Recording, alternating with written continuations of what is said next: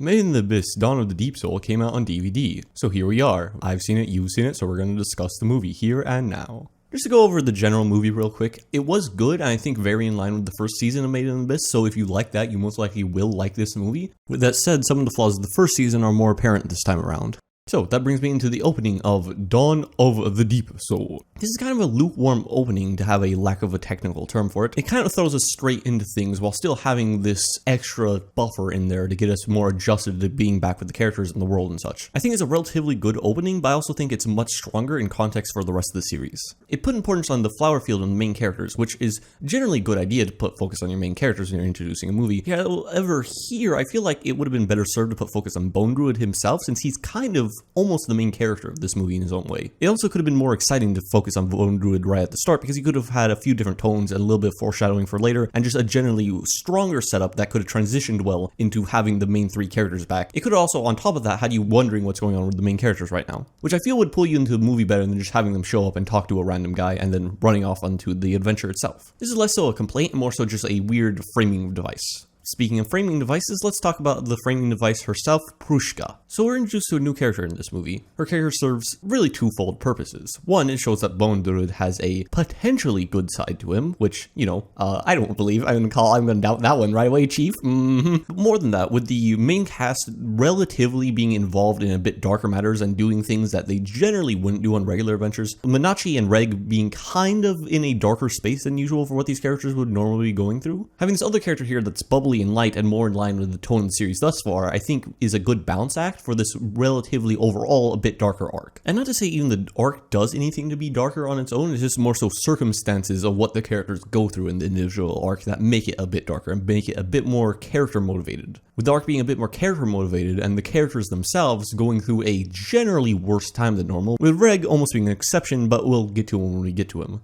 When the action picks up, we're greeted to a scene where the main characters use the Abyss in their favor in order to counter Bone Druid and his minions. I think this is overall a very clever idea, it's just the idea itself kind of doesn't get the right development time. Generally in a movie like this, you'd see the characters deal with this obstacle first. After they've dealt with it and realized it's there, they'd be like, woohoo, good thing we never have to go back there again, to of course have them wind up right back there, but this time armed with knowledge that they can use in their favor against their opponent. Not to say the scene had to be that straightforward, but have something there more akin to an actual payoff I think would have served the movie well. Which brings me to another point. This scene itself ends up skipping a very, very important actual piece of the narrative. Nanashi has to bring up with her new traveling companions that she wants them to help her kill Bone Druid. I don't know why this scene was skipped. It doesn't really make sense. You get the context of it later, so you technically can be skipped and still make sense out of the movie, but why would you do that? Even just it being a dramatic or interesting scene, even beyond it being an important scene, it would be a dramatic and interesting scene. This is not something these characters have had to deal with yet, whether or not they're willing to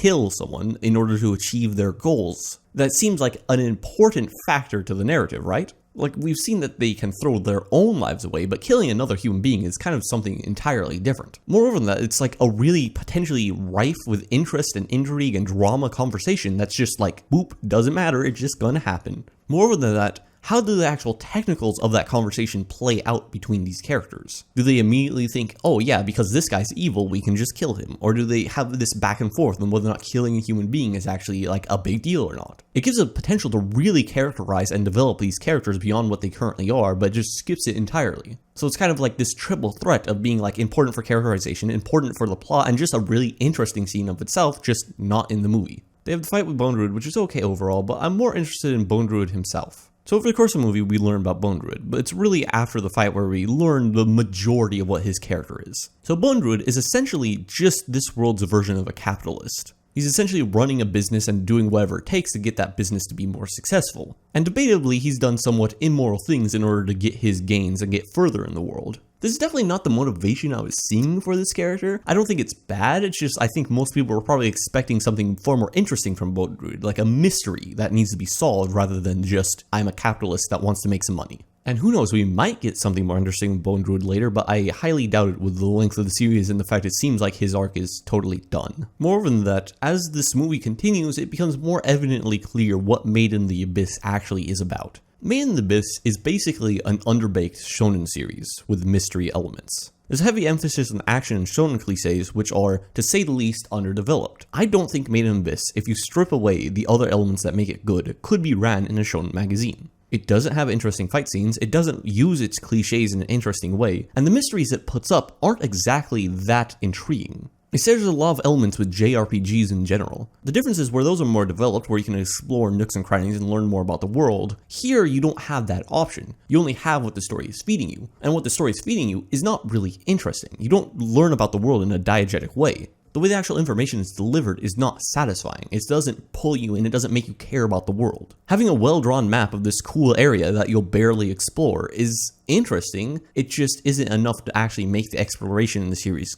good. And looking at how short the manga is and the focus thus far, it's easy to say that Made in the Abyss is clearly a very different series than what we had thought. Most people were expecting this big epic mystery. It's clear it's not going to be that. It's clear it's going to be a very small mystery that's on an individual character level. People were hoping to figure out what made the Abyss, why these creatures are here. We might be able to figure that out, but I don't think it's going to be a satisfying answer. It's probably going to be something like a meteor hit the ground, and then boom, asteroid, alien man, wah. Maybe it'll be slightly better than that, but I wouldn't hold out hope. Again, I'm going awfully hard on the series right now, but I do have to say, I really loved it when a furry getting a boner saved the day. That was fantastic. I was leaping out of my seat, more excited than any shonen action scene there. The series still is very good overall. I think Bone Druid is overall menacing and interesting, and for a shonen villain, I think he works well. It's just for a seinen villain, not as well, particularly? Especially for a mystery villain, oh boy. I'm not mysterious at all, I just like money. Of course, I'm using money as a substitute for whatever his actual goals are, which aren't very clear, but something like power, and money equals power, so they're basically the same concept. Overall, the theme, the animation, the tone, the characterization in this series is all very, very good. The scene where Reg gets his arm ripped off. That's metal as fuck, my dude.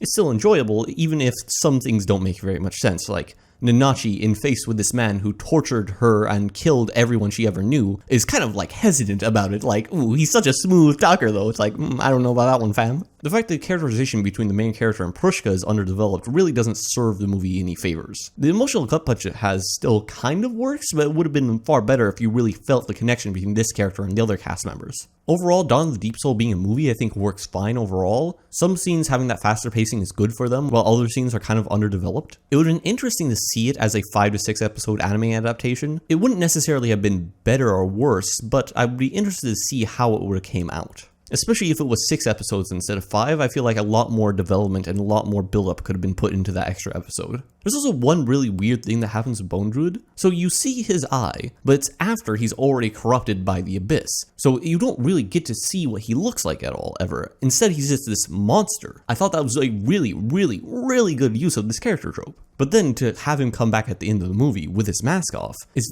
very odd, and I'm unsure if the author even really knew what they were doing with that scene. I'll say the scene works on some levels because it's like, oh, you now get to see the man underneath after he's defeated, but still, like, the way that specific trope of having a masked villain was played out so well, like, why would you want to mess that up later, is kind of where I'm coming from with that. Overall, Deacons of the Deep is a bad Dark Souls boss. I would not recommend, but Dawn of the Deep Soul, pretty good movie. It was fun, it was good, it was enjoyable, it was neat. I don't think Made in the Abyss is necessarily going to be as popular as people thought it was going to be. I think there's a distinct option that people will come into this movie and not really enjoy it, and I see other people coming into this movie and really loving it. It just really depends on what you want out of the series. Overall, it is still good, it's just very different than what I heard a lot of English speakers talking about in regards to the series as a whole. I'm gonna give it a 7 out of 10.